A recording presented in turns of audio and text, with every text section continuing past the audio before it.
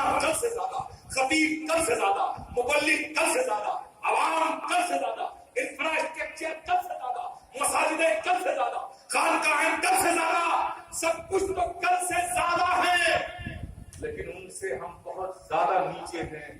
وہ ڈرتے نہیں تھے. زمانہ ان کے عزم کے سامنے سر جھکاتا تھا. آج زمانے نے ہمیں اپنے جوتوں کی نوکوں پر رکھ رکھا ہے، ہمیں بزدل سمجھ لیا ہے اور ہم ڈرتے ہیں. زمانہ اسی کو ڈراتا ہے جو ڈرتے ہیں.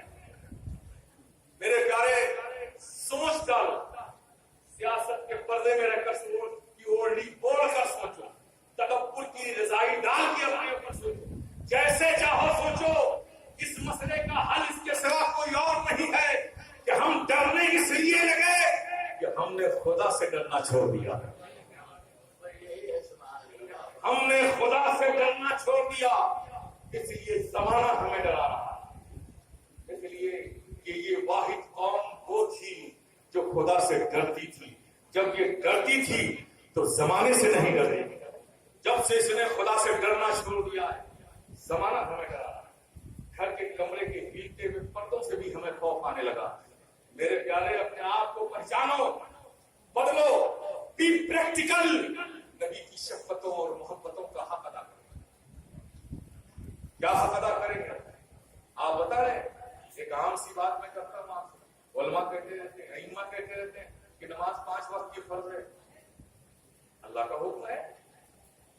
آپ دیکھیں، اگر میں آپ کے آج کے موجودہ حالات میں آپ کے ایمان کے اسٹیٹس کو آپ کی نظر کے سامنے لاؤں تو 2 منٹ میں لے آؤں. آپ خود محاسبہ کرو کہ ہم کہاں کھڑے، ہمارے اندر ایمانی حرارتیں کتنی ہیں، ہمارے اندر ایمان کتنا مستحکم، کتنا قوی ہے. آپ اس کا جائزہ لینا چاہو تو 2 منٹ میں کرا سکتا ہوں. کرنا چاہیں گے آپ کیجیے.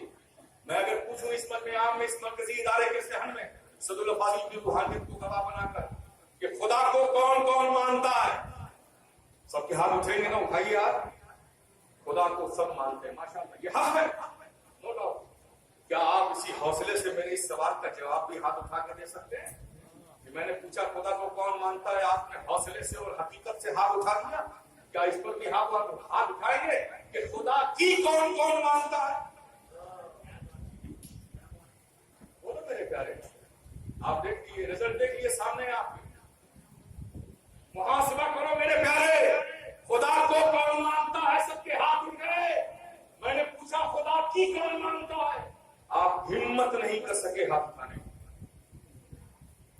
کیا ان ایمانوں کی ایمان کی حرارتوں کی بنیاد پر آپ بلندیوں پر پہنچیں گے؟ میں پوچھوں نبی کو کون کون مانتا ہے؟ سب مانتے ہیں، ماشاءاللہ، ہاتھ اٹھ جائیں گے. لیکن کیا آپ اسی حوصلے سے پھر ہاتھ اٹھا سکتے ہیں کہ نبی کی کون کون مانتا ہے؟ آپ بتائیے. سوچ کے ہاتھ اٹھانا، نبی کی کون کون مانتا ہے؟ میرے پیارے، یہ ہے ہمارا اسٹیٹس، ایمانی اسٹیٹس. یہ ہمارا ایمانی اسٹیٹس ہے، پریکٹیکل. خدا کو مانتے ہیں، خدا کی ماننے کی نہیں سوچتے. نبی کو مانتے ہیں، نبی کی ماننے کی نہیں سوچتے. ولی کو مانتے ہیں، ہاتھ اٹھ جائیں گے. ولی کی کون کون مانتا ہے، یہ ماننے کی نہیں سوچتے. یہ زندگی لے کے کامیابیاں، بلندیاں حاصل کرو گے میرے پیارے.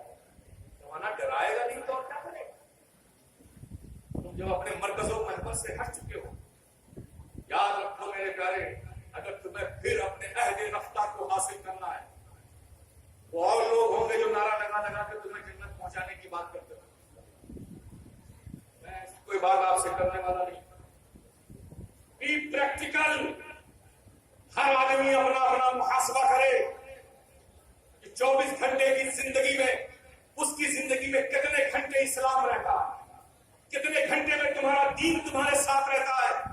پیارے، اگر رفتیں چاہتے ہو، بلندیاں چاہتے ہو، عظمتیں چاہتے ہو تو یہ ذہنی قلع بازیوں سے کام نہیں چلے گا، یہ ذہانت و فطانت سے کام نہیں چلے گا.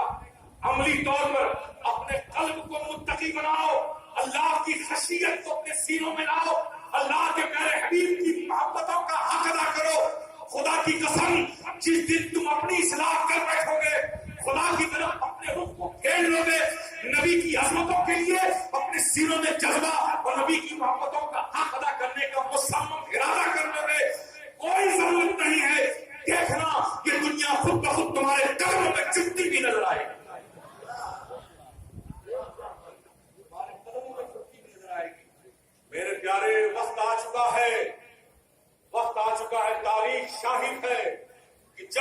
مسلمان اپنے عمل سے اس نے اسلام کو رسوا کرنا شروع کیا ہے.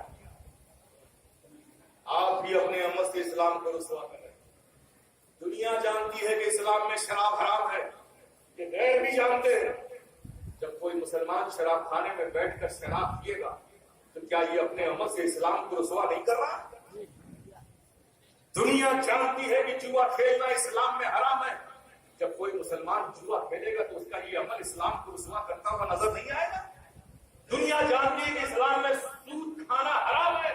جب کوئی مسلمان سود بیاج پہ دھندا کرے گا، غیر اسے دیکھیں گے کہ کیسا مسلمان ہے، اسلام میں حرام ہے، یہ سود بیاج پہ کاروبار کرتا ہے، تو کیا اس کا عمل اسلام کو رسوا نہیں کرتا؟ یاد رکھو جس زمانے میں بھی ایسے حالات پیدا ہوئے کہ مسلمانوں نے اپنے عمل سے اسلام کو رسوا کرنا شروع کیا، تو یہ تاریخ ہے کہ اسلام نے پھر اس قوم پر ظالم حکمرانوں کو مسلط کر دیا. ظالم حکمرانوں کو مسلط کیا ہے، قومیں مسلط ہو چکی ہیں. وقت تھوڑا سا ہے، اسے رخصت نہ سمجھنا، اسے مہلت سمجھو، اور اس مہلت میں لوٹ آؤ اپنے رب کی طرف. اس سے پہلے کہ ظالم کے ظلم کا تم شکار بن جاؤ، لوٹ آؤ اپنے رب کی طرف. خدا کی قسم، پھر دیکھنا ظلم و تشدد و بربریت کی کیسی بھی آندھی کسی بھی انداز کی چلے، تمہارا رخ اپنے رب کی طرف ہوگا. آندھیاں گزر جائیں گی، تمہیں احساس بھی نہ ہوگا. اپنے رب کو راضی کرنے کی کوشش کرو. اپنی عملی زندگی میں انقلاب لاؤ، اپنے طور پر اپنی اصلاح کرو، اور ان بزرگوں کے صحیح اشعار اور وفادار بنو. آپ جاتے ہوئے بزرگوں کی بارگاہ میں کمال کرتے ہیں، مذاق بنا دیا. معذرت چاہوں گا مذاق بنا دیا بزرگوں کی چوکھٹ پر. صدر فاضل کی بارگاہ میں آتے ہیں، سرکار غریب نواز کی بارگاہ میں جاتے ہیں.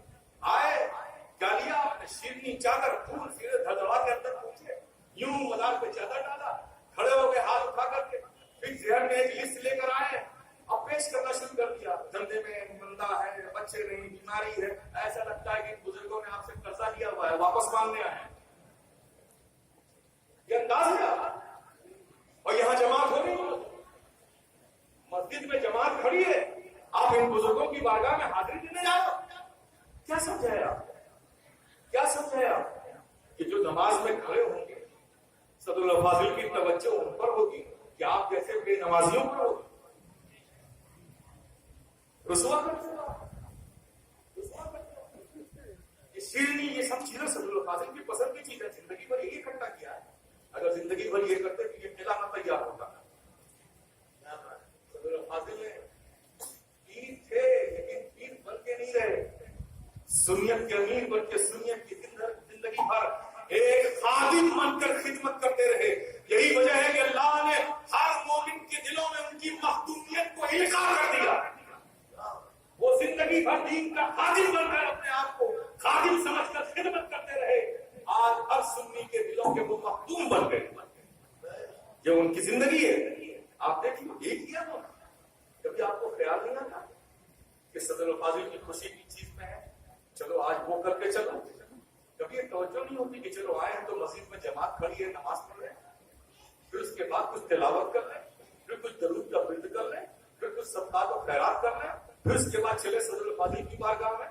تو یہ چیزیں تو ان کو پسند ہے، اپنی پسند کی چیزیں لے کر جاؤ گے. کبھی خیال نہیں آتا کہ ان کو کیا پسند ہے، ان کی پسند کی چیزیں لے کر جائے. کیا بنا دیا میرے پیارے. یہ بالکل فیصلہ کن بات کہہ رہا ہوں آپ سے کہ صرف رسمی اور اسمی مسلمان بننے سے کام نہیں چلے گا. رسمی اور اسمی مسلمان مت بنو، حقیقی مسلمان بنو. اور حقیقی مسلمان وہ ہوتا ہے جس کے سینوں میں اللہ کی خشیت ہوتی ہے، آقا کی سچی محبت ہوتی ہے، اولیاء سے اس نے اپنا صحیح تعلق قائم رکھا ہے. وہی حقیقی مسلمان ہے. اور آج ان زمانے کے پرفتن دور میں ان زمانے سے ٹکرانے کے لیے، ان زمانے کا مقابلہ ان کے فتنوں سے لڑنے کے لیے ایسے ہی مسلمانوں کی ضرورت ہے. اس بھیڑ میں بسنے والا مسلمان کسی کام کا نہیں ہے. اس بھیڑ میں ایک مرد مومن بھی انقلاب لا سکتا ہے. میرے پیارے اپنے آپ کو بچانا، اگر اپنے अपने आप को समझो, तुम दुनिया की दूसरी कौमों की तरह नहीं हो मेरे प्यारे, नहीं हो। तुम दुनिया की रविश को देखकर अपनी जिंदगी की सफर को तरतीब मत दो। तुम दुनिया की दूसरी कौमों की तरह नहीं हो, इसलिए कि अल्लाह ने दुनिया की किसी कौम को ये नहीं कहा है तुम खैर उम्मतिन उखरिजत लिन्नास, तुम ही बेहतरीन उम्मत हो जिसे हमने लोगों से निकाला है। ये खिताब सिर्फ कौम मुस्लिम को दिया है। और तुम दुनिया को देख रहे हो, तुम दुनिया को देख रहे हो। मेरे प्यारे, अपने आप को पहचानो, अपने आप को जानो, तुम उस आका की उम्मती हो जो आपके जमाने में इनकलाब पैदा कर दिया। सिसकती भी इंसानियत तड़प रही थी, आका की साथ आई, इन सब के लिए रहमत बन गई। हर इंसाफ दिया दुनिया को, जीने का शऊर दिया, जीने का हक दिया। सिसकती भी इंसानियत को खुशियों के साथ जीने का हक पैदा किया। उस आका की तुम उम्मत हो तो तुम्हारी जिंदगी में भी शाइस्तगी होना चाहिए, तुम्हारी जिंदगी में भी अखलाक होना चाहिए, तुम्हारी जिंदगी में भी मोहब्बत होना चाहिए, तुम्हारी जिंदगी भी अमले साले पर होनी चाहिए। क्या ये सब है? अगर नहीं है तो समझ लो तुमने आका का हक अदा नहीं किया। अब आका का हक अदा करना है तो जिंदगी में तब्दीली लाओ मेरे प्यारे। मैं इस इदारे से आप आवाम को यही पैगाम देता हूँ कि सदरुल फाजिल की रूहानियत के साये में हो। इससे अच्छा वक्त, इससे अच्छी जगह अपने बदलने के लिए और कोई नहीं हो सकता। सदरुल फाजिल की रूहानियत है, इदारे का सहन है। आप यहाँ इरादा कर लो कि अब आने वाला वक्त हमारा वही होगा जो हमारे रब को पसंद है, जो हमारा दीन हमसे चाहता है, जो हमारी शरीयत हमसे चाहती है, वही जिंदगी हम गुजारेंगे। तो इंशाअल्लाह मौला ताला इनकी रूहानियत का फैज़ भी होगा, इस इदारे का इल्मी फैजान भी मिलेगा और आपकी जिंदगी में इंकलाब आएगा। आज भी हो जो बराहीम साइमा पैदा, आप कर सकती है अंदाजे गुलिस्तां पैदा। मां तौफीकी इल्ला बिल्लाह, अस्तगफिरुल्लाह व आखिरु दअवाना अल्हम्दुलिल्लाहि रब्बिल आलमीन।